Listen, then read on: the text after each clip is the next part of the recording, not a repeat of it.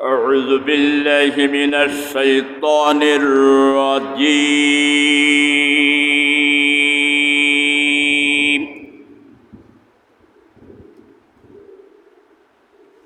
بسم الله الرحمن الرحيم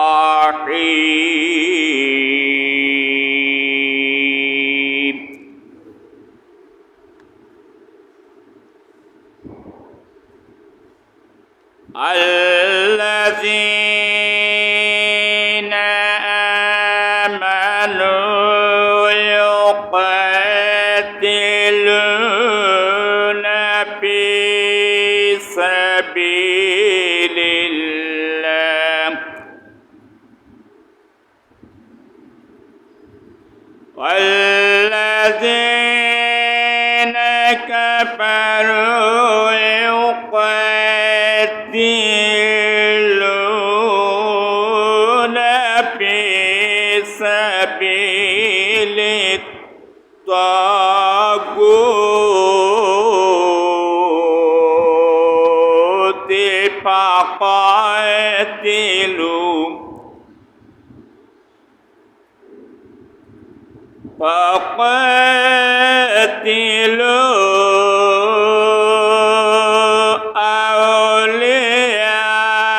أولياء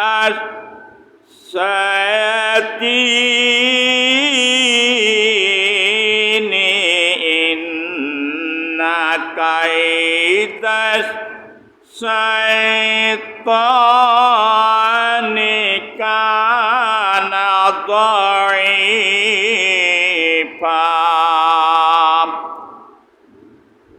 صدقت يا الله.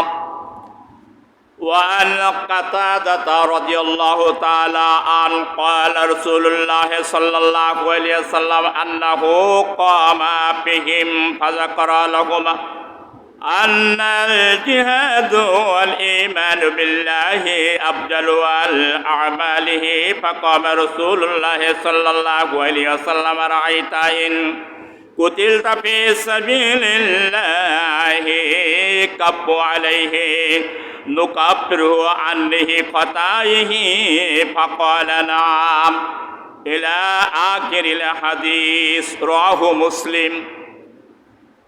إن الله وملائكته يصلون على النبي يا أيها الذين آمنوا صلوا عليه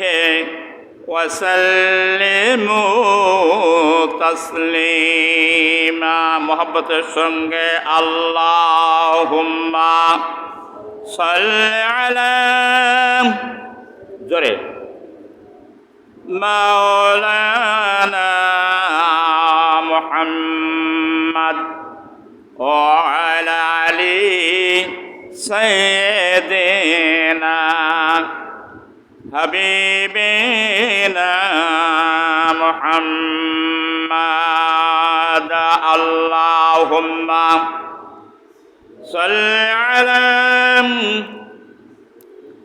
سيدنا مولانا محمد وعلى آله سيدنا حبيبنا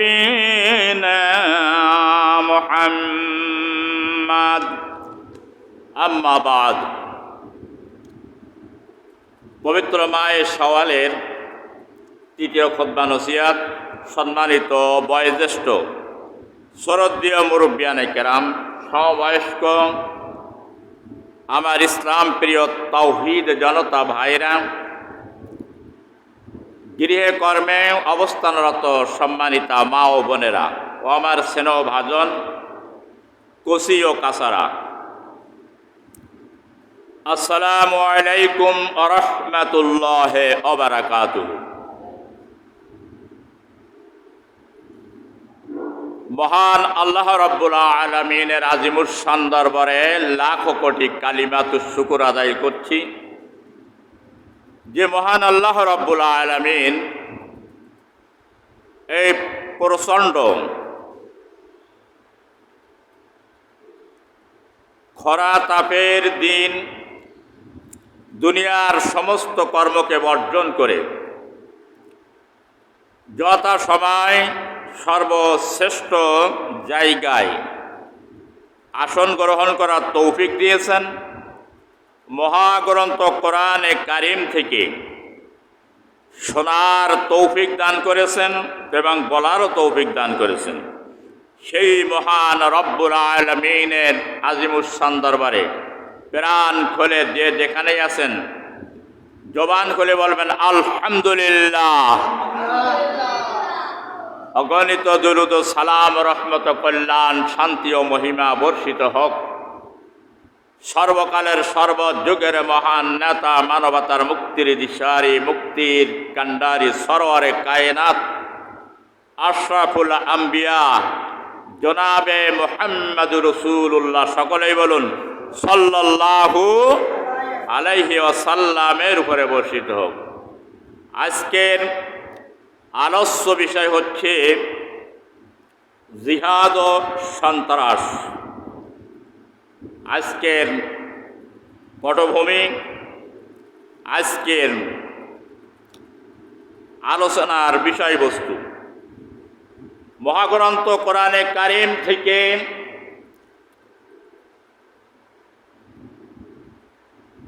সূরাতুন নিসার ৭৬ নম্বর আয়াতে কারিম আমি তেলাওয়াত করেছি। বিশ্ব নবীর জীবন আদর্শ থেকে একটি হাদিস তেলাওয়াত করেছি। ইনশাআল্লাহ তাআলা আল্লাহ পাক যদি তৌফিক এনায়েত করেন আয়াতে কারিমা এবং হাদিসের আলোকে অল্প সময়ের মধ্যে এমন গুরুত্বপূর্ণ বিষয় উপস্থাপন করব, যদি মনের কান দিয়ে সবাই শোনে তাহলে তার জন্য কল্যাণ বয়ে আনবে, আর যদি বেখালে থাকে তাহলে সে দেউলিয়া হয়ে যাবে। খেলে হয় মানুষ আউলিয়া, আর বেখালে হয়ে যায় মানুষ দেউলিয়া। দেউলিয়া মানে পাগল, আর আউলিয়া মানে আল্লাহর আশিক, আল্লাহর প্রিয় বান্দা বান্দিতে পরিণত হন। ২০০ বিষয় সম্পর্কে আলোচ্য।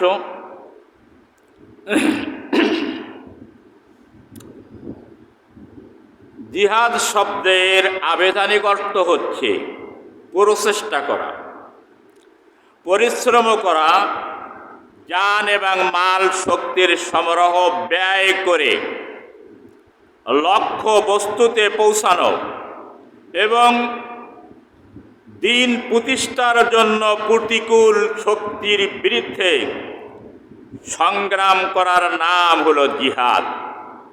জিহাদ ইসলামের একটি অন্যতম ইবাদত। আমরা শুধু মনে করি নামাজ পড়া, দান করা, সদকা করা, রোজা রাখা এইটাই শুধু ইবাদতের ভিতরে সীমাবদ্ধ না। ইসলামের অন্যতম বলতে বিশেষ ফরজ হচ্ছে এই জিহাদ। এটাই মানুষের জন্য গুনার একটি কঠিন কাফারা। নামাজ যদি আমি আদায় করি জীবনভর, আমার জীবনের সব গুনাহ মাফ হয়ে যাবে না। রোজা যদি রাখি জীবনের সব গুনাহ মাফ হয়ে যাবে না। দান যদি করি, যাকাত যদি দেই, জীবনের সব গুনাহ মাফ হয়ে যাবে না। কিন্তু রসুলের স্বীকৃত, রসুলের বাণী, জিহাদে আত্মনিয়োগ করলে জীবনের সব গুনাহ মাফ হয়ে যায়। চিৎকার মেরে বলেন সুবহানাল্লাহ। এই জন্য জিহাদ কখন করতে হবে, কার বিরুদ্ধে করতে হবে, কোন পরিবেশে করতে হবে, সকল সময়। এই জিহাদ হলো দুই প্রকারের। একটি হলো জিহাদে আকবার, আরেকটি হলো জিহাদে আসগার। জিহাদে আকবার আল্লাহর নবী বলেছেন, আফজালু জিহাদু কালিমাতু আদলি ইনদা সুলতানিন জাইর আও আমির। তিরমিজি শরীফের ৪র্থ খণ্ড ৪৭১ পৃষ্ঠা, আবু দাউদ শরীফের ৪র্থ খণ্ড ১২৪ নম্বর হাদিস, ইবনে মাজাহ শরীফের ২য় খণ্ড ১০২৯ নম্বর হাদিস। আল মুজাহিদিনা মান জাহাদা নাফসাহু, আল্লাহর নবী বলেছেন সবচাইতে বড় জিহাদ হচ্ছে তার নফসের সঙ্গে জিহাদ করা, সংগ্রাম করা। চিৎকার মেরে বলো সুবহানাল্লাহ। কেন নফসের সঙ্গে জিহাদ করা এত গুরুত্ব কেন দেওয়া হলো? নফসের সঙ্গে জিহাদ করা, নফসকে নিয়ন্ত্রণ করা খুব কঠিন। গরু নিয়ন্ত্রণ করা যায়, গাড়ি নিয়ন্ত্রণ করা যায়, দুনিয়ার অনেক বস্তু নিয়ন্ত্রণ করা যায়, কিন্তু নফস নিয়ন্ত্রণ করা খুব কঠিন। আমার আল্লাহ রাব্বুল আলামিন সূরা নাজিয়াতের ভিতরে বলেছেন, আম্মা মান খাফা মাকামা রাব্বিহি ওয়া নাহান নাফসা আনিল হাওয়া ফাইনাল জান্নাতা হিয়াল মাওয়া। যে ব্যক্তি আল্লাহ রাব্বুল আলামিনকে ভয় করেছে এবং নিজের সত্তাকে, কুপ্রবৃত্তিকে নিয়ন্ত্রণে আনতে পেরেছে, ওই ব্যক্তির জন্য আল্লাহ রাব্বুল আলামিন ওয়াদা দিয়েছেন তাকে 2টি জান্নাত দেওয়া হবে। চিৎকার মেরে বলো সুবহানাল্লাহ। 2টি জান্নাত তাকে দান করবে। একটু শরীর তাহলে নফস এখন জুমার দিন বলবে আমি নামাজ পড়তে যাব না, কাজ আছে। নফসের সঙ্গে জিহাদ করে নামাজ পড়া। শীতের দিনে নফসে বলবে নামাজ পড়বো না, নফসের সঙ্গে জিহাদ করে ঘুম থেকে জেগে নামাজ পড়া। নফসের তাহাজ্জুদ পড়বো না, ঘুম থেকে ঘুমকে হারাম করে দিয়ে তাহাজ্জুদের নামাজ আদায় করা। নফসে বলবে কি মাল সম্পদ মানুষকে দিও না, দান করো না, এটা তোমার গরিব হয়ে যাবা। নফসের সঙ্গে জিহাদ করে দান করা, সৎকার করা, যাকাত দেওয়া। নফসে বলবে জিহাদের ময়দানে যেও না, গরমের দিনে প্রচণ্ড, যেরকম আব্দুল্লাহ বিন উবায়া মুনাফিকের সর্দার রাইসুল মুনাফিকিন বলেছিল, মুসলমানদেরকে ভাগাই নিয়েছিল ভালো কাজ থেকে, জিহাদের কাছ থেকে। যে গরমের দিন যে নফসের সঙ্গে জিহাদ করে সেটা জিহাদের ময়দানে উপস্থিত হওয়া। এইরকম ইত্যাদি ইত্যাদি বহু কাজ আছে। নফসে গান দেখতে চায়, নফসে আরামায়েশ করতে চায়, নফসে গান বাজনা, সিনেমা, অশ্লীল কাজগুলো দেখতে হয়, তার থেকে ফিরিয়ে আনা এটা খুব কঠিন জিহাদ। এই জন্য আল্লাহ নবী বলেছেন, আল মুজাহিদু মান জাহাদা নাফসাহু। তিরমিজি শরীফের ৪র্থ খণ্ড হাদিস হচ্ছে ১৬৫ নম্বর হাদিস, মুসলিম শরীফের ১ম খণ্ড ২১৯ নম্বর হাদিস। প্রকৃত মুজাহিদ, প্রকৃত জিহাদকারী হচ্ছে ওই ব্যক্তি যে ব্যক্তি নফসের সঙ্গে জিহাদ করল। জিহাদের হুকুম ওই সময় নাযিল হলো। রাসূল কারীম সাল্লাল্লাহু আলাইহি ওয়াসাল্লাম 13টি বছর, আমি দাওয়াতের কথা বলছিলাম গত জুমায়, 13টি বছর মক্কা নগরীতে দাওয়াত দিয়েছিলেন, অনেক নির্যাতন নিষ্পীষণ সহ্য করে। মাত্র ৩১৩ জন লোক ইসলাম গ্রহণ করেছিলেন, কবুল করেছিলেন। হিজরত করে আল্লাহর অর্ডার হলো, হিজরত করে মদিনায় চলে যাও। মদিনায় চলে যাওয়ার পরে মদিনার মানুষ ইসলাম গ্রহণ করে রাসূল কারীম সাল্লাল্লাহু আলাইহি সাল্লামকে যে মুসলিম রাষ্ট্রের কর্ণধার নিযুক্ত করলেন মদিনাবাসী। কাফের মুশরিক বেদিনেদের আর সহ্য হয় নাই। কিরে, মক্কা থেকে তাড়াই দিলাম, তারপরে যে সেখানে যেয়ে সেই ইসলাম প্রতিষ্ঠা করলো এবং ইসলামী রাষ্ট্র সেখানে প্রতিষ্ঠা করলো। এটা ইহুদি, নাসারা, খ্রিস্টান, এরা বহুজাতি বাহিনী, এদের আর সহ্য হয় নাই। এই জন্য মদিনার পর আক্রমণ করার জন্য তারা প্রস্তুতি গ্রহণ করল। আল্লাহ রাব্বুল আলামিন এই জিহাদের হুকুম অনুমতি তখনই দিলেন, মক্কাইতে দিলেন না, নাজিল হয় নাই। মদিনায় যে জিহাদের হুকুম নাজিল হলো। কি বললেন? আল্লাহ রাব্বুল আলামিন সূরা তাওবা 73 নম্বর আয়াতে বলেছেন, ইয়া আইয়ুহান নাবিয়্যু জাহিদিল কুফফারা ওয়াল মুনাফিকিনা ওয়াগলুদ আলাইহিম ওয়া মাওয়াহুম জাহান্নামা ওয়া সাআত মাসীর ওয়া বিসাল মাসীর। আল্লাহ পাক বললেন, নবী আপনি কাফের এবং মুনাফিকদের বিরুদ্ধে, মুনাফিকদের সাথে জিহাদ করুন এবং তাদের সঙ্গে সংগ্রাম করুন, কেননা তাদের সাথে কঠোরতা অবলম্বন করুন।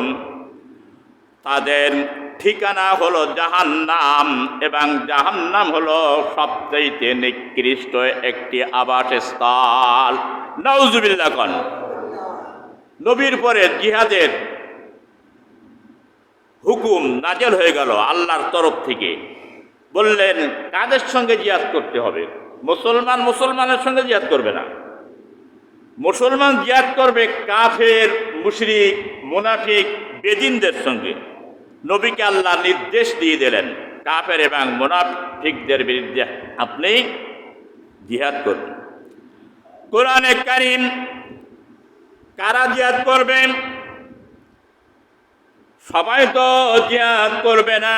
আল্লাহ রাব্বুল আলামিন কারা জিহাদ করবে কাফের এবং মুশরিক বেদিনদের সঙ্গে আল্লাহ পাক জানাই দিচ্ছেন, আল্লাযীনা আমানু ইউকাতিলুনা ফি সাবিলিল্লাহ, যারা আল্লাহর প্রতি ঈমান এনেছে তারাই আল্লাহর পথে সংগ্রাম করবে, জিহাদ করবে। কাফের এবং মুশরিকদের সঙ্গে বিরুদ্ধে তারা কি করবে?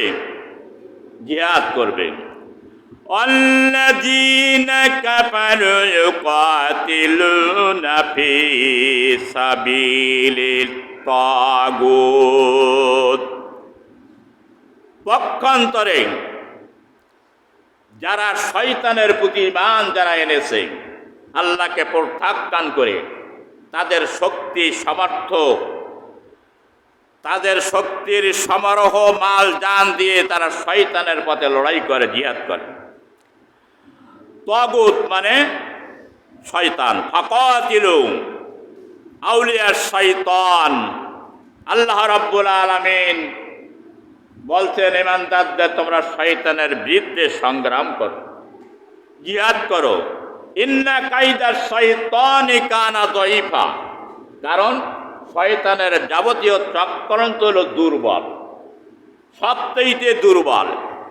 দুনিয়ার মধ্যে যত ঘর আছে সবচেয়ে দুর্বল ঘর কোনটি? বলতে পারবেন না মনে হয়? মাকড়সার ঘর। মাকড়সার জালটা বনে রাতারাতিতে এমন কারিগরি বিদ্যা আল্লাহ দিয়েছে, মানুষের হাত দিয়েছে, পা দিয়েছে, বাক শক্তি দিয়েছে, শক্তির সমারোহ সম্পদ দিয়েছে। আর মাকড়সার কয়েকখান পা আল্লাহ দিয়েছে আর মুখ দিয়েছে। রাতারাতির ভিতরে বিশাল দেখবেন জাল বনে ফেলেছে, ওইটা ওটা ঘর। আর ওইটা ওটা রিজিকের ব্যবস্থার জন্য আল্লাহ এইটাই ফয়সালা করে দিয়েছে। ওই জালের মধ্যে যত মশা মাছি বাঁধে ওইটা হচ্ছে মাকড়সার জন্য খোরাকি। সুবহানাল্লাহ কোন। আমরা বলো জানি না, এটা মাকড়সার জাল বাঁধতে ছেড়ে ফেলেই দেই। আল্লাহ রাব্বুল আলামিন বলছেন, ও ঈমানদারেরা শোনো, শয়তানের যাবতীয় চক্রান্তগুলো, যুক্তিগুলো সব হচ্ছে মাকড়সার জালের চেয়ে দুর্বল। ইন্না কাইদা শয়তানি কানা যায়ীফা। যায়ীফ মানে দুর্বল। এটা হচ্ছে সূরাতুন নিসা, আয়াত নম্বর হচ্ছে ৭৬। সূরা নিসা আল্লাহ পাক বলে পরিষ্কার করে, যারা আল্লাহর প্রতি ঈমান এনেছে তারা জান, মাল, শক্তি, সামর্থ্য, বুদ্ধি, বিবেক দিয়ে আল্লাহর পথে তারা তামাম জিন্দেগিটা সংগ্রাম করবে। আর শয়তানের প্রতি যারা ঈমান এনেছে তারা তামাম জীবন তাদের শক্তি সামর্থ্য বুদ্ধি সম্পদ দিয়ে তারা শয়তানের পথে জিহাদ করবে, কিন্তু শয়তানের যাবতীয় চক্রান্ত কর্মকাণ্ড হলো দুর্বল। আল্লাহ বলে দিলেন। আল্লাহ রাব্বুল আলামিন কোরআনে কারিমের মধ্যে বলছেন, আল্লাযীনা আম হাসিবতুম আন তাদখুলুল জান্নাতা ওয়া লাম্মা ইয়া'লামিল্লাহুল্লাযীনা জাহাদা মিনকুম ওয়া ইয়া'লামাস সাবিরিন। সূরাত আল ইমরান 142 নম্বর আয়াত। আপনি যে বলবেন যে আমি ঈমান এনেছি, এই কথা বললে আপনাকে ছেড়ে দেওয়া হবে, পরীক্ষা নিরীক্ষা করা হবে না, এমনি আপনি জান্নাতে চলে যাবেন, এটাই নয়। সিস্টেমটা এইরকম না, পদ্ধতিটা কোয়ালিটিটা এইরকম হবে না। আল্লাহ পাক বলছেন, শোনো, আম হাসিবতুম তাদখুলুল জান্নাহ, তোমরা কি মনে করেছ যে তোমরা সহজেই জান্নাতে চলে যাবে? যে বলবে আমরা ঈমানদার, প্রবেশ করবে, অথচ আল্লাহ এখনো পর্যন্ত তোমাদেরকে তোমাদের পূর্ববর্তীদের মতন পরীক্ষা এবং নিরীক্ষা করেন নাই। ঈমানের ক্ষেত্রে আল্লাহ পরীক্ষা করেন প্রত্যেকের যে ঈমানদার সঠিক কিনা। আমরা যেমন দুধ পরীক্ষা করে নেই, সোনা যেমন পরীক্ষা করে নেই, কাপড় চোপড় পরীক্ষা করে নেই, আসবাব পাত্র পরীক্ষা করে নেই সঠিক কিনা, ভালো কিনা, এক নম্বর কিনা। আল্লাহ পাক ঈমানদারদেরকে পরীক্ষা করবেন। মুক্তিযোদ্ধা করেছে 71 সালে, কারা সঠিক মুক্তিযোদ্ধা তাদের সার্টিফিকেট আছে। আবার কিছু নকল মুক্তিযোদ্ধা আছে, নকল কাগজপত্র তৈরি করেছে, সরকার কিন্তু যাচাই করে নিতে পারে নাই। বেশিরভাগ নকল মুক্তিযোদ্ধা ঢুকে গেছে। আল্লাহর সিস্টেম হচ্ছে এরকম যে ঈমানদারদের মধ্যে বলবা যে আমি ঈমান এনেছি, ভালো কাজ করে বিশ্বাস করতাম, আল্লাহ পাক বলতেন আমি এটা পরীক্ষা করব যে কে আমার পথে সংগ্রাম করলো আর কে আমার পথে সংগ্রাম করলো না। কারণ মুনাফিক ঈমানদার আছে, মুনাফিক ঈমানদাররা কিন্তু কঠিন কোনো আল্লাহর কাজে যেতে চায় না, জিহাদের ময়দানে যেতে চায় না। এই জন্য আল্লাহ রাব্বুল আলামিন পরীক্ষার মাধ্যমে করা হবে ওয়াইলামাস সাবিরিন। আর কে তোমাদের মধ্যে ধৈর্যশীল, এটা আমি পরীক্ষা করব। আল্লাহর বান্দারা শুনে রাখুন, আল্লাহ রাব্বুল আলামিন এর নবী ওয়ান মাসউদ রাদিয়াল্লাহু তাআলা আনহু قال سألت النبي صلى الله عليه وسلم আইয়ুল আমালু আহাব্বু ইলাল্লাহি قال الصلاة لوقتها قلت ثم আইয়ু قال بر الوالدين قلت ثم আইয়ু قال الجهاد في سبيل الله حدثني بهن রাওয়াহু বুখারী ও মুসলিম। বুখারী এবং মুসলিম শরীফের সহিহ হাদিস। হযরত আব্দুল্লাহ ইবনে মাসউদ রাদিয়াল্লাহু তাআলা আনহু বলেন, আল্লাহর নবীর কাছে প্রশ্ন করলাম, ইয়া রাসূলুল্লাহ, ইয়া হাবিবাল্লাহ, আল্লাহর কাছে কোন কাজটি সবচেয়ে উত্তম? আল্লাহর নবী বললেন, আসসালাতু লিওয়াক্তিহা, ওয়াক্ত মতন নামাজ আদায় করা। কোন সুবহানাল্লাহ। এরপরে প্রশ্ন করল, সুম্মা ক্বালু আইয়ু, কোন কাজটি আল্লাহর কাছে সবচেয়ে কোন আমলটি উত্তম? তিনি বললেন, বিররুল ওয়ালিদাইন, পিতামাতার খেদমত করা। যদি পিতামাতা ওর পরে নারাজ থাকে, ওর যাবতীয় ফরজ নামাজ, যাবতীয় দান, হজ, যাকাত সব কিছু বরবাদ হয়ে যাবে, কোনো কাজে আসবে না, আল্লাহর দরবারে কবুল হবে না।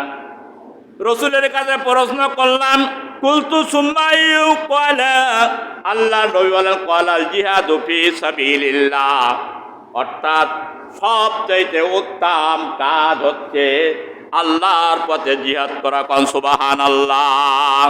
সহিহ হাদিস। এই জিহাদ তোমাদের পরে কি করে দেওয়া, ফরজ করে দেওয়া হলো। আফজালু জিহাদু কালিমাতু আদলিন ইনদা সুলতানিল জাইরিল আও আমির। আবু দাউদ শরীফের ৪র্থ খণ্ড হাদিস নম্বর হচ্ছে ১২৪ নম্বর হাদিস। ইবনে মাজাহ শরীফের ২য় খণ্ড 1029 নম্বর হাদিস। তিরমিজি শরীফের ৪র্থ খণ্ড 165 নম্বর হাদিস বলতে জিহাদ কার সঙ্গে করব? আল্লাহ নবী বলতেন সই হাদিস, কোন জালেম শাসক এবং কোন জালেম প্রশাসকের সামনে হক কথা বলা, অন্যায়ের প্রতিবাদ করা।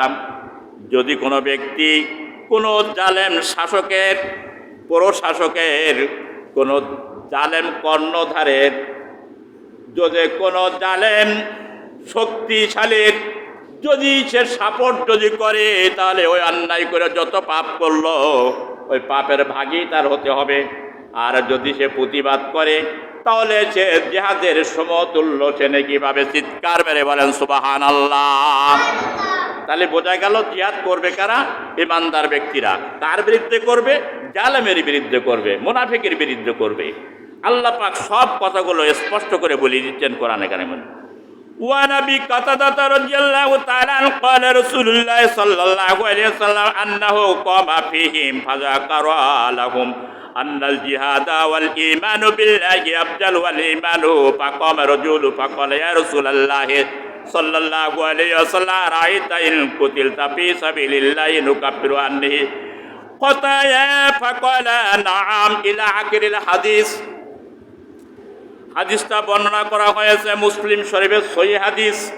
হযরতে আবু কাতাদা রাদিয়াল্লাহু তাআলা আনহু বলেন, বিশ্ব নবী আমাদের সামনে দাঁড়ায় আমাদের উদ্দেশ্যে ভাষণ দিলেন, নসিহত করলেন। ওগো সাহাবীরা শোনো, মুসলমানেরা শুনে রাখো, আল্লাহর প্রতি ঈমান আনবে এবং আল্লাহর পথে জিহাদ করবে, এটাই হচ্ছে আফজল ইবাদত, তোমাদের সবচেয়ে বড় উত্তম আল্লাহর কাছে পছন্দনীয় ইবাদত। চিৎকার মেরে বলো সুবহানাল্লাহ। আন্নাহু ক্বালা ফীহিম জিহাদু রাজুলুন ফাকালা ইয়া রাসূলুল্লাহ সাল্লাল্লাহু আলাইহি ওয়াসাল্লাম। জৈনক সাহাবী উঠে দাঁড়িয়ে বললেন, ইয়া রাসূলুল্লাহ, ইয়া হাবিবাল্লাহ, আমি যদি দৃঢ়তার সঙ্গে শত্রুর বিরুদ্ধে, আল্লাহর দুশমনের বিরুদ্ধে, নবীর দুশমনের বিরুদ্ধে, ইসলামের বিরুদ্ধে শত্রুর সঙ্গে যদি এই যারা কোরআন বিরোধী, ইসলাম বিরোধী, নবী বিরোধী, আল্লাহ বিরোধী, তাদের বিরুদ্ধে যদি আমি জিহাদ যদি করে শহীদ যদি হয়ে যাই, মৃত্যু যদি আলিঙ্গন করি, তাহলে আমাদের জীবনের সব গুনাহ কি মাফ হয়ে যাবে? রাসূল বললেন ক্বালা নাআম। রাসূল বললেন, হ্যাঁ, তোমার জীবনের সমস্ত গুনাহগুলো মাফ হয়ে যাবে। এরপরে আল্লাহর নবী চুপ থাকলেন। চুপ থাকার পরে বলছেন, ওগো আল্লাহর বান্দা, তুমি আমার কাছে কি প্রশ্ন করলে? সাহাবী বললেন, ইয়া রাসূলুল্লাহ, ইয়া হাবিবাল্লাহ, আমি যদি ইসলামের শত্রু, আল্লাহর শত্রু, নবীর শত্রুর বিরুদ্ধে যদি দৃঢ়তার সঙ্গে যুদ্ধ যদি করি, সংগ্রাম করে, জিহাদ করে, মৃত্যু যদি আলিঙ্গন করে শাহাদত বরণ যদি করি, আমার জীবনের সব গুনাহ কি মাফ হয়ে যাবে? রাসূল বললেন, কল নাম। নাম মানে হা, বললেন হ্যাঁ, তোমার জীবনের সব গুনাহ মাফ হয়ে যাবে। চিৎকার মেরে বলেন সুবহানাল্লাহ। অন্য কোন ইবাদতে এইরকম সব গুনাহ মাফ হওয়ার কথা বলেন নাই, কিন্তু আল্লাহ বলেন, হ্যাঁ, তোমার সব জীবনের যত গুনাহ করেছো সব মাফ হয়ে যাবে। ইল্লা দাইন, অর্থাৎ তুমি যেটা মানুষের কাছে ঋণগ্রস্ত, দেনা আছো, দেনাধারী, এই গুনাহ মাফ হবে না। শহীদের জীবনের সব গুনাহ মাফ হয়ে যাবে, জীবনের যত গুনাহ করেছে। যদি জিহাদে শরীক হয়ে আত্মনিয়োগ করে যদি শহীদ হয়ে যায়, কিঞ্চিত পরিমাণ গুনাহ তার আমলে বাকি থাকবে না, কিন্তু যদি জেনা থাকে, এই জেনার গুনাহ মাফ হবে না। তাহলে জেনাটা কত মস্ত বড় ভয়ঙ্কর। দেনা অবস্থায় যদি, ঋণ অবস্থায় কোনো ব্যক্তি যদি মারা যায়, তাহলে আসমান এবং জমিনের মধ্যস্থলে তার রূহটা ঝুলন্ত অবস্থায় থাকবে, ঋণ পরিশোধ না হওয়া পর্যন্ত। চিৎকার মেরে বলেন নাউজুবিল্লাহ। জিহাদের কত সওয়াব, কত নেকি। শুধু তাই নাই, আল্লাহর নবী বলেছেন, শুনে রাখেন, হাদিসগুলো বলে দেন, শহীদ মৃত্যুর সঙ্গে সঙ্গে শুধু মৃত্যু শহীদ হবে নাই, সঙ্গে সঙ্গে আল্লাহর জান্নাতে তার রূহটা চলে যাবে। চিৎকার মেরে বলেন সুবহানাল্লাহ। হযরত আবু হুরায়রা হাদিসটা বর্ণনা করেছেন, মুসলিম শরীফের হাদিস। আল্লাহর নবীর একজন সাহাবী গিরিয়ে পথ দিয়ে যাচ্ছেন। সেই গিরিয়ে পথে এমন একটি সুমিষ্ট পানির ঝর্ণা, যে পানির ঝর্ণা দেখে সাহাবী মুগ্ধ হয়ে গেলেন, অর্থাৎ পানির ঝর্ণা সাহাবীকে মুগ্ধ করে দিল। এমন আশ্চর্য জিনিস আছে না, যে দেখলে মানুষ মুগ্ধ হয়ে যায়, মানুষকে মুগ্ধ করে, আকৃষ্ট করে ফেলে। সাহাবীকে আকৃষ্ট করে ফেলেছেন। সাহাবী বলছেন, এত সুন্দর জায়গা আর এত সুমিষ্ট পানির ঝর্ণা, আমি যদি জনমানবহীন অর্থাৎ মানুষ থেকে বিচ্ছিন্ন হয়ে এখানে যদি অবস্থান করতাম কত না উত্তম হতো। কিন্তু রসুল তা আমার তো নির্দেশ দেন নাই, রসুলের নির্দেশ ব্যতীত আমি এখানে থাকতে পারবো না। নবীজির কাছে উপস্থিত হয়ে বললেন, রাসূলুল্লাহ ঘটনা বর্ণনা করলেন। রসুল বললেন, না, নির্জনে থেকে ইবাদত এটা আল্লাহ পছন্দ করে না।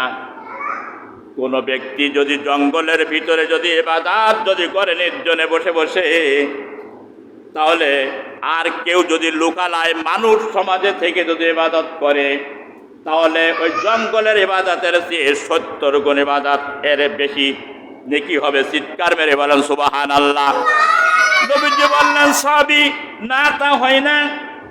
সুতরাং আল্লাহর পথে যারা আত্মনিয়োগ করেছে, সংগ্রাম করেছে, জিহাদ করেছে, তোমাদের কোনো ব্যক্তি 70 বছর যদি নিজ গৃহে একাধারে নামাজে রত থাকে, তার চেয়ে হলো এই জিহাদে যে সময়টা অতিক্রম করেছে, অতিবাহিত করেছে, এটাই উত্তম। চিৎকার মেরে বলো সুবহানাল্লাহ। কি বুঝালেন নবী? যে নির্জনে ইবাদতের চেয়ে 70 বছর একাধারে ঘরের ভিতরে নিজ গৃহে নামাজ আদায় করলো, তার চেয়ে উত্তম জিহাদের ময়দানে কিছু সময় অতিক্রম করা। নবী বললেন, সহিহ হাদিস। আরো বললেন, ও সাহাবী, তোমরা কি চাও না যে আল্লাহ রাব্বুল আলামিন তোমাদের জীবনের গুনাহগুলো মাফ করে দিক এবং তোমাদের জান্নাতে প্রবেশ করাক? আল্লাহ পাক তোমাদের জান্নাতে প্রবেশ দাখিল করাক, এইটা কি তোমরা চাও না? কোনো ব্যক্তি যদি উট তোয়ান যতটুক সময় লাগে ততটুক সময় যদি আল্লাহর পথে জিহাদে যদি আত্মনিয়োগ করে, তাহলে আল্লাহ নবী বলছেন, আল্লাহ রাব্বুল আলামিন ওই ব্যক্তির জন্য জান্নাত ওয়াজিব করে দেন। চিৎকার মেরে বলেন সুবহানাল্লাহ।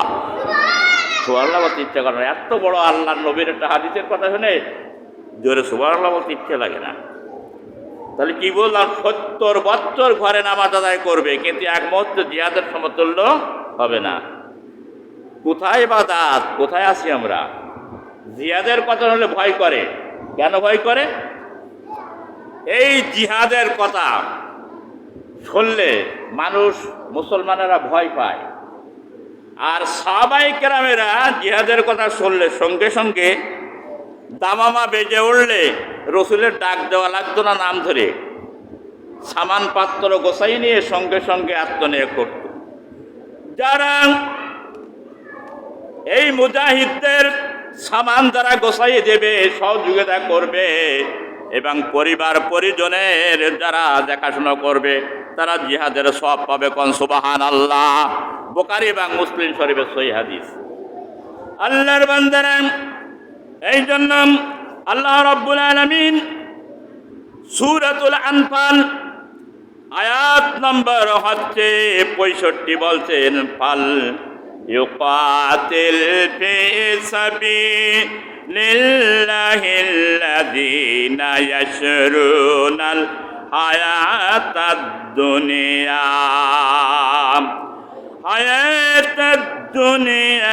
বিল আখিরাতি ওয়া মান ইউকাতিল ফি সাবিলিল্লাহি ফায়ুকতাল আও ইয়াগলিবি ফাসাউফা নুতিহি আজরান আযীমা। চিৎকার মেরে বলেন আল্লাহু আকবার। আল্লাহ রাব্বুল আলামিন বলছেন যে আল্লাহর পথে একমাত্র তারাই তো আত্মনিয়োগ করতে পারে, সংগ্রাম করতে পারে, যে যারা ফালিকাতিল ফি সাবিলিল্লাহিল্লাযীনা ইয়াশরুনাল হায়াতাদ দুনিয়া, এই দুনিয়ার জিন্দেগিকে, দুনিয়ার যে কিঞ্চিত হায়াতকে, দুনিয়ার আরামে আয়েশকে, দুনিয়ার এই সুখ শান্তিকে আখিরাতের বিনিময়ে যারা বিক্রা করে দিয়েছে, একমাত্র তারাই আল্লাহর পথে জিহাদ করতে পারে, সংগ্রাম করতে পারে। যদি আল্লাহর পথে সংগ্রাম করতে করতে যদি ওরা নিয়ত যদি হয়ে যায়, অথবা যদি ওরা বিজয় যদি লাভ করে, আল্লাহ পাক বলছেন উভয় অবস্থায় তাদের জন্য আমার কাছে তাদের মহা পুরস্কার রয়েছে। চিৎকার মেরে বলেন সুবহানাল্লাহ। মনে করেন বাংলাদেশের একটা দৃষ্টান্ত দিয়ে বুঝাই, ভোট সংগ্রাম যখন আসে, একদিকে আসে ইসলামী শক্তি, আরেকদিকে আসে বামপন্থী শক্তি। ইসলামের শক্তির দিকে কেউ যেতে চায় না, বলে ওকে দিয়ে লাভ হবে না, খামাখা ভোটটা নষ্ট হয়ে যাবে, ভালো লোকে দিয়ে লাভ নেই। যদি ভালো পথে সমর্থন কেউ দেয়, তাহলে ভালো পথে দিলেও যদি ফেলও করে, পরাজয় হয়ে, তাও পুরস্কার পাবে, আর যদি পাস করে তাও পুরস্কার পাবে। কিন্তু বাম পথে দিয়ে তাতে পুরস্কার হবে না, জিতলেও পুরস্কার নেই, ফেল করলেও পুরস্কার নেই। ও যত গোনা করবে সে গোনার ভাগ তাকে নিতে হবে। জিহাদের ময়দানে যদি কেউ শহীদ হয়ে যায় তাও পুরস্কার পাবে, যদি জিতে আসে গাজী হবে, পুরস্কার পাবে। আল্লাহর কোরআনের কথা দুনিয়ায় কেউ প্রত্যাখ্যান করতে পারবে না। আল্লাহর কথাগুলো হলো ওয়াদাল্লাহ ওয়াদাল হক। সূরাতুন নিসার কথা বললাম এত জোরে, ৭৪ নম্বর আয়াতের কথা আমি বললাম, আপনারা পড়ে দেখবেন কোরআন যারা পড়তে পারেন। আল্লাহ রাব্বুল আলামিন বলছেন ইমানদাররা শোনো, সূরাতুল আনকাবুত আয়াত নম্বর ১ এবং ২, আসিবান নাসু আইয়ুতরাকু আইয়াকুলু আমান্না ওয়া হুম লা ইফতানুন ওয়ালাকাদ ফাতান্নাল্লাযীনা মিন ক্বাবলিহিম ফালা ইয়ালামান্নাল্লাযীনা সাদাকু ওয়া লিয়ালামান্নাল কাযিবিন। সূরা আনকাবুত। আল্লাহ পাক বলছেন, মানুষ কি মনে করেন আমরা ঈমান এনেছি এই কথা বললেই যে তাদের পরীক্ষা থেকে অব্যাহতি দেওয়া হবে? মানুষ যে বলবে যে আমরা ঈমানদার, ঈমান এনেছি, আর এই কথা বললেই কি তাকে ছেড়ে দেওয়া হবে, অব্যাহতি দেওয়া হবে? আল্লাহ পাক বলছেন, আমি তো তাদের পূর্ববর্তীদেরকে কঠিন পরীক্ষা করেছি, সুতরাং আল্লাহ অবশ্যই জেনে নেবেন ঈমানের দাবিতে কে সত্য এবং কে মিথ্যাবাদী। আল্লাহরা পরীক্ষা করবেন। আপনি আমি বলছি ঈমানদার, আপনার আমার চেহারা দাড়ি পোশাক লেবাসে বলছে ঈমানদার, কিন্তু আল্লাহর পরীক্ষা হয় নাই, সবাই জানে মানুষ এরা ঈমানদার। আপনি হাসরের ময়দানে ঈমানদারদেরকে বলা হবে, যারা ঈমান এনেছিলে তারা আলাদা হয়ে যাও, অকুন্তুম আজওয়াজান সালাসা, 3 ভাগে মানুষ বিভক্ত হয়ে যাবে সেদিন, কাফের, মুনাফিক, মোমেন। সেদিন আপনি বলবেন আমি ঈমান এনেছিলাম, আমি ঈমানদার ছিলাম, আমি ঈমানের দলে যাও, যেতে পারবেন না, পরীক্ষা হবে না? সেই পরীক্ষাটা আল্লাহ দুনিয়ায় যাচাই করে নিতে চান, কে ঈমানের ক্ষেত্রে সঠিক আর কে মিথ্যাবাদী। অনেকে তো ধোঁকাবাজি করে, অনেকে প্রতারণা করে। আজকে আওয়ামী লীগের দল কষ্ট ক্ষমতায় আছে বলে, যে এই বিএনপি ক্ষমতা আসবে সেই বলবে কি আমি তোমার দলের লোক, তাহলে বাঁচতে হবে তো। তাহলে কি করা হলো এখানে? দুমনা করা হলো না? কিন্তু এটা তো পরীক্ষা হবে, তুমি সত্যিকার পক্ষে আওয়ামী লীগ করতে কিনা, করতে বিএনপি করতে কিনা, জাতীয় পার্টি করতে কিনা পরীক্ষা হবে। ম্যানিফেস্টে আছে, তারপরে যে গঠনতন্ত্রে আছে, এটা সংগঠনের ফরম পূরণ করা হয়েছে কিনা। আল্লাহ তাআলা ইমানদারদেরকে ওই রকম পরীক্ষা করবেন ইমানের ক্ষেত্রে, তুমি সঠিক কি বেঠিক। এই জন্য আল্লাহ রাব্বুল আলামিন কোরআনে কারীম সূরাতুল বাকারা 190 নম্বর আয়াতে বলছেন, অকাতিলু ফি সাবিলিল্লাহিল্লাযীনা ইউকাতিলুনাকুম ওয়া লা তা'তাদু ইন্নাল্লাহা লা ইউহিব্বুল মু'তাদিন। আল্লাহু আকবার বলেন। তোমরা আল্লাহর পথে তাদের সঙ্গে জিহাদ করো, সংগ্রাম করো, লড়াই করো যারা তোমাদের সাথে লড়াই করে, কিন্তু সীমা লঙ্ঘন করো না। আল্লাহ রাব্বুল আলামিন কোন সীমা লঙ্ঘনকারীদেরকে আল্লাহ পছন্দ করেন না। এখন জিহাদ যে করতে আল্লাহ বললেন, তাই বলে যে আপনি যে কারোর পরে ঝাঁপাইয়ে পড়লেন কোনো বাহিনীর উপরে, কোনো দলের পরে না। আল্লাহ সিস্টেমগুলো বলে দিয়েছে, কোয়ালিটিগুলো, যে কাদের সঙ্গে তোমরা যুদ্ধ করবে।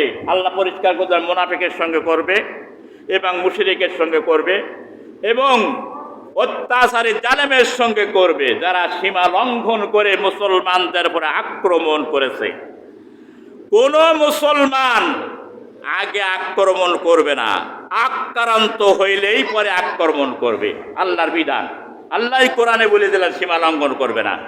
আমি জিহাদের বিধান দিয়েছি, জিহাদের মর্তবা দিয়েছি, জিহাদের যে সম্মান, যে ইজ্জত মুজাহিদের দিয়েছে, তাই বলে তুমি অন্যায়ভাবে কারো উপরে ঝাঁপাইয়ে পড়বে, এটা বলবে জিহাদ না। যদি কোনো কাফের, কোনো মুনাফিক, কোনো বেদিন, কোনো ইহুদি, কোনো নাসারা, কোনো খ্রিস্টান তোমাদের উপরে আক্রমণ করে, তখন তোমরা প্রতিরোধ করবে, তাদের বিরুদ্ধে তোমরা আক্রমণ করবে। যেমন চিন্তা করেন, এই জিহাদকে বিকৃত করার জন্য 1979 সালে আপনার ম্যাগজিনের মাধ্যমে, ওয়েবসাইটের মাধ্যমে এবং গেমের মাধ্যমে, ইন্টারপোলের মাধ্যমে, টিভি টেলিভিশনের মাধ্যমে অপপ্রচার করা হয়েছে ইসলামের বিরুদ্ধে। অন্তত 60,000 বই ছাপাইয়ে প্রচার করা হয়েছে। ইসলাম একটা অশান্তির ধর্ম, মারামারির ধর্ম, খুনাখুনির ধর্ম, যুদ্ধ বিগ্রহের ধর্ম, এটাকে ইহুদিরা এটা প্রচার করেছে। 60,000 বই প্রচার করেছে বিভিন্ন কায়দায়।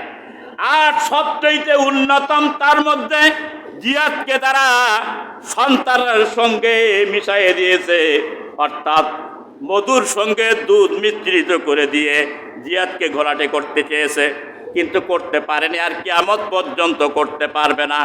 কোন মুসলমান অন্যায়ভাবে কোন ইহুদি খ্রিস্টানের উপর আক্রমণ করে নাই। আরব বিশ্বের 30 বছর ইসলামী কান্ট্রি ছিল, সাহাবায়ে কেরাম তারা রাষ্ট্রনায়ক ছিল, কিন্তু ইহুদি ছিল, খ্রিস্টান ছিল, অমুসলিম ছিল, তাদের অত্যাচার করি নাই, জোর করে তাদের মুসলমানও বানায় নাই। আরব বিশ্বে 1200 বছর পর্যন্ত শাসন করেছে মুসলমানেরা, কিন্তু কারো উপরে জুলুম করি নাই, ইতিহাস নাই। এরপরে ভারতবর্ষে মুসলমানেরা 1000 বছর পর্যন্ত শাসন করেছে, কিন্তু সেই ভারতে 80% হলো হিন্দু, সেখানে কারোর পরে অত্যাচার করা হয় নাই, জুলুম করা হয় নাই, জোর করে মুসলিম বানানো হয় নাই। কিন্তু আজকে বিশ্বের দিকে তাকাইলে দেখা যায়, আজকে ফিলিস্তিনের দিকে তাকান, আফগানিস্তানের দিকে তাকান, ইরাকের দিকে তাকান, লিবিয়ার দিকে তাকান, ওই হায়ান জানোয়ার ইহুদি নাসারার জাতেরা ওরা আগে আক্রমণ করে। তার কারণ তারা মুসলমানের কোনো কল্যাণ তারা কোনো দিন দেখতে চায় না। এই জন্য দেখেন, আজকে ফিলিস্তিনি 7টা মাস তারা ফিলিস্তিনির নিরীহ অবলা নিরস্ত্র মানুষদেরকে তারা হত্যা করেছে। 7 মাস ধরে 80,000 মুসলমান নরনারীকে তারা হত্যা করেছে। এরপরে তারা টেস্ট করে দেখলো ইরান একটু হুমকি দিয়েছিল যে ইসরায়েলদেরকে ইতিহাসের পাতা থেকে চিরতরের মতন মুছে দেওয়া হবে, মুসলমানের হুমকি ছিল। ওরা ইরানকে টেস্ট করার জন্য দূতাবাসে হামলা চালিয়ে 12 জনকে হত্যা করেছে। ইরান কয়েক মিনিটের ভিতরে একটু পরীক্ষা করে দেখা গেল এখানে একটু দেখাতে হবে, তার কারণে আক্রমণ করেছে, আমরা আক্রান্ত হয়েছি এবং তাদের একটু দেখাতে হবে। ইরান সামান্য দেখাইছে কয়েক মিনিটের ভিতরে, তাতে যাবতীয় পৃথিবীর এই ইহুদির বাচ্চাদের পেটের মধ্যে সব চলে গেছে, ওদের যে ক্ষেপণাস্ত্র ছিল বাইতুল সম্পদ পেটের মধ্যে চলে গেছে। ভয়টা এখন কাঁপে। ইরান বলে, ইরানকে জঙ্গি বলে, ইরানকে বলে হিংস্র, নানান কথা, জঙ্গি তৈরি করে। জঙ্গি বলতে ইসলামের ভিতরে কিছুই নাই, ইসলাম কোনো জঙ্গি তৈরি করে না, কোনো জঙ্গির এদেরকে প্রশিক্ষণ দেওয়া হয় না। তার কারণ পৃথিবীর ইতিহাস সেটা সাক্ষ্য, আজকে জঙ্গি বলে কোনো মুসলমানের ভিতরে কোনো দলই নাই।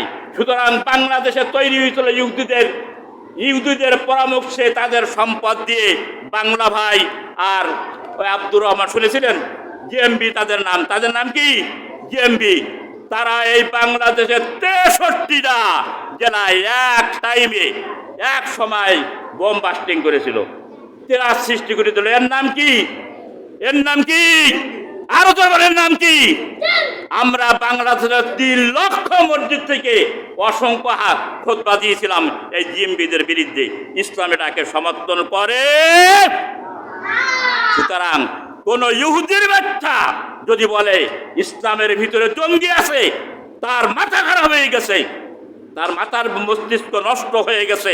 ইহুদি নাসারার পয়সা খাইয়ে তাই আজকে মুসলমানদেরকে জঙ্গি বলে। মুসলমানদের ভিতরে কোনো জঙ্গি নাই, মুসলমানদের ভিতরে কোনো সন্ত্রাসী নাই। সন্ত্রাসী হলো তারাই। টাইম ম্যাগাজিন, এনসাইক্লোপিডিয়া, তারপরে ব্রিটানিকা, তারপরে যে বিশ্বকোষ পড়ে দেখেন, সন্ত্রাসের জন্ম দিয়েছে সারা ইহুদির বাচ্চারা। তার কারণ হচ্ছে এরা সন্ত্রাসী জন্ম দিয়ে মুসলমানদের পরে আজীবন কাল অত্যাচার করে আসছে। সুতরাং এগুলো দেখলে বুঝতে পারবেন যে সন্ত্রাস কাকে সন্ত্রাস বলা হয়, কাকে?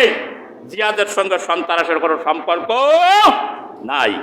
সন্ত্রাস বলে গায়ের শক্তির বলে, অস্ত্রর বলে, ত্রাস সৃষ্টি করে গণতন্ত্র পদ্ধতিতে রাষ্ট্র শক্তি দখল করে নেওয়া, মুসলমানদেরকে জিম্মি করা, কোন রাষ্ট্রকে, কোন রাষ্ট্রের প্রেসিডেন্টকে জিম্মি করা, এটার নাম হলো সন্ত্রাস, সন্ত্রাসী করা।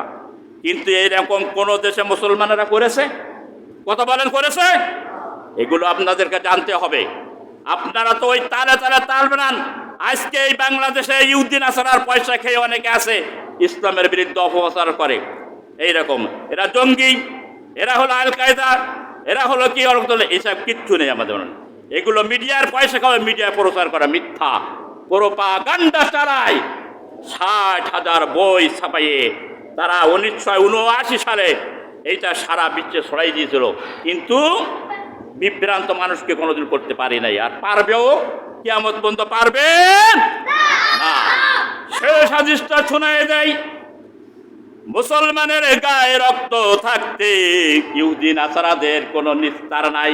তার কারণ ইহুদিদের গ্রন্থেতে লেখা আছে, ওরা পড়েছে জেরুজালেম যারা বাস করে, আজকে যারা ওই ইসরায়েলের যুদ্ধ করছে, ওদের গ্রন্থে লেখা আছে 80 দশকের বেশি কোন ইহুদি রাষ্ট্র টেকবে না, ইসলাম শাসন ক্ষমতা পৃথিবীতে আসবে। এই জন্য ওরা মরিয়া হয়ে রেখেছে কি করে মুসলমানদেরকে ধ্বংস করা যায়। ওরা আমেরিকা শুধু লড়ে, ইসরায়েলের শক্তিতে ইসরায়েলের পাজরা ভেঙে দেওয়া হয়েছে। শুধু ভেঙে দেওয়া না, ইসরায়েলদেরকে ইতিহাসের পাতা থেকে মুছে দেওয়া হবে। চিৎকার মারে বলেন আল্লাহু আকবার। ইনশাআল্লাহ মুসলমানেরা তা দেবেই, বলেন ইনশাআল্লাহ। ভাইরা আমার, সর্বশেষ একটা হাদিস আপনাদের শোনাতে চাই। ওয়ান আবি হুরায়রা রাদিয়াল্লাহু তাআলা আনহু قال قال رسول الله صلى الله عليه وسلم من مات ولم يغرر ولم يحدث به نفسه مات به شعبة من النفاق। মুসলিম শরীফের সহিহ হাদিস।